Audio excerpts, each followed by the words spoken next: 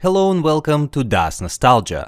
I'm Anatoly, and today I invite you to the world of Russian folk tales via a classic Russian video game. That game is called Vorona, which means crow, and was developed and published by a company called ONP in 1992. Right off the bat, the game impressed many Russian players in the early 90s with its stellar presentation.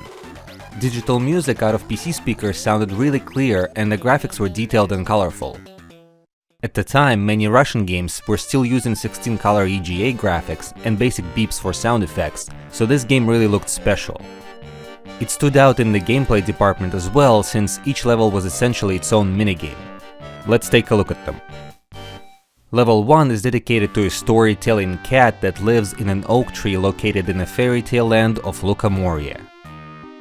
Here we can see the legendary oak tree has been cut down, and I guess the cat has abandoned his not profitable storytelling business and built himself a hut where he now plays a regular shell game with passers-by. The goal is to guess the location of an apple. You get 2 chances before the cat moves the pots again. The titular crow is present on every stage, and here it just sits quietly on a tree stump on the right. Next level is based on the tale of Emelya and the Pike, about a guy who happens to catch a wish-granting pikefish. Here we finally get to see our protagonist, Ivan the Fool, on the left. Ivan the Fool was often the center of many Russian fairy tales. He's sort of a Russian average Joe who ends up triumphing over people of upper class because of his nature. On this stage of the game, Ivan's task is to beat the living crap out of Emelya in a simple fighting game. Ivan can punch, kick, and dodge Emelya's attacks, while Emelya can hit Ivan with either a bucket or the pike, and can duck from Ivan's punches. This is when the player is introduced to the game's biggest problem: terrible controls. Punching, kicking, and dodging are all produced by holding down the spacebar and pressing an arrow key. The attack and hit animations are really sluggish and play out in their entirety, taking control away from you. The sprites have to be at a very specific distance from each other in order for attacks to register. It's almost as hard to describe in words how many things are wrong with these controls as actually using them to play the game. When Ivan finally beats Emelya, he gets to ride his stove. You see, an old Russian stove was not only used for cooking and heating a house, but also as a warm bed, as it had a flat area on top, often with a blanket and a curtain. In the tale of Emelya and the Pike, one of Emelya's wishes is to turn his oven into a transportation device. So in the next stage of the game, Ivan commandeers a stove in order to chase down a chicken-legged hut.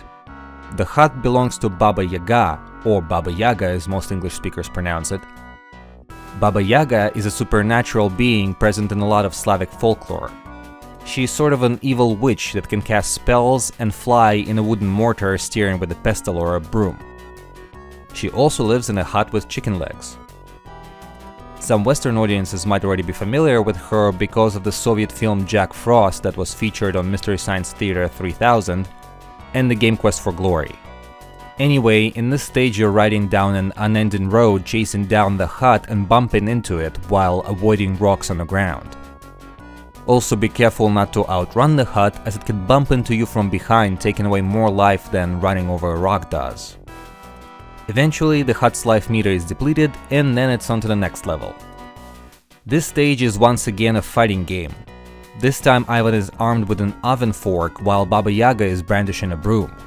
Both of them have identical moves this time: a regular attack, a sweeping attack, using a weapon to block an attack, and jumping to avoid being swept off one's feet. Controls and collision detection here are just as awful as in the first fight, but Baba Yaga is a lot more competent of a fighter than Emelya. Next level is the most hardcore. Ivan must make it across the swamp by jumping from island to island. This stage is loosely based on the story The Frog Princess, and that's who Ivan reaches at the end of a level. Holding one of the directional buttons will fill the strength meter on the top of the screen. When you release the key, Ivan jumps an appropriate distance. It's impossible to visually judge the distance on the first try, and you'll need to memorize appropriate strength level for each of the possible options by trial and error. Luckily, there's only about 3 of those. You're also under a strict time limit. Each second fills up this meter on the right, and when the whole bar is filled up, the screen becomes darker and the meter resets. You need to make it across the swamp before sunset. As if that wasn't enough, the swamp is full of swamp creatures that Ivan is forced to land on occasion. The timing that's required to do that is really precise. Ivan can use a slingshot to hit crows that are flying by in order to restore some of the health that he loses each time he falls in the swamp, but honestly, the game is rather generous with lives here, and it's the time limit that is your real enemy. I could never beat the stage 20-something years ago. I could never beat it even when I would occasionally boot up the game throughout the next 20 years. But just by chance, I beat this level a few days ago for the first time ever. That was quite a feeling of joy, let me tell you. Now I can do it again fairly easily, but for some reason it took me over 20 years to acquire that skill. Next and final stage is a fight with Zmei Gorinich, a three-headed dragon. Here, a stationary Ivan has an option of blocking the dragon's attacks from 3 different directions, and also attacking any of the 3 heads. Dragons' heads will either spit flames or do a fake attack. Hitting a fake attacking head will deplete the dragon's life. Eventually, heads will start turning into stone, but can come back to life as dragon's life bar slowly regenerates. Controls are still really sluggish, but the stage is fairly easy as it is all about reaction time and patience. Eventually, Zmei Gorinich is defeated and Ivan gets what he was after – a treasure. The end. Like many Russian games of the time, this game is pretty short, but like I said, it might take one 20 years to actually finish. It's impossible to lose this game. If you run out of lives, the current level just restarts and players' health is set to the amount they had when they first reached it. You can practice each level separately by selecting them in the main menu, and the game has 3 difficulty settings.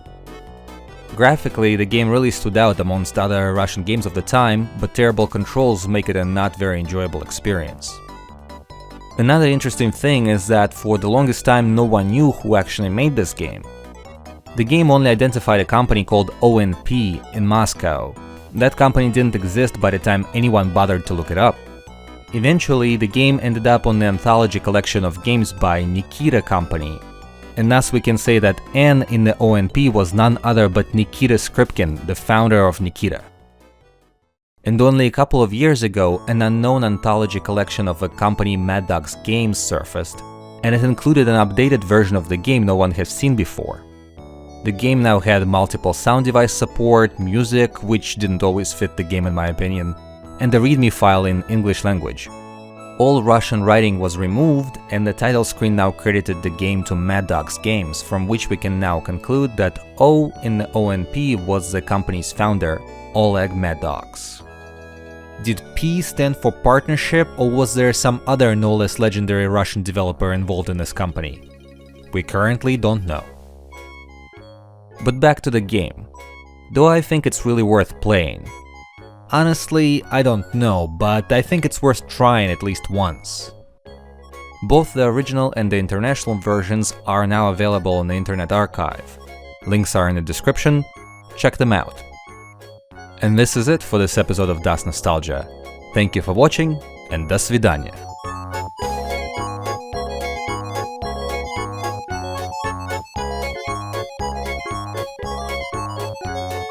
And a big shout out to these awesome DOS enthusiasts who made this episode of Das Nostalgia possible.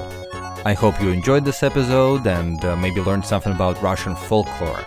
So if you like this video, please subscribe to the channel, check out my other videos, and consider supporting Das Nostalgia on Patreon, which will allow me to make more videos like this one. Thank you again.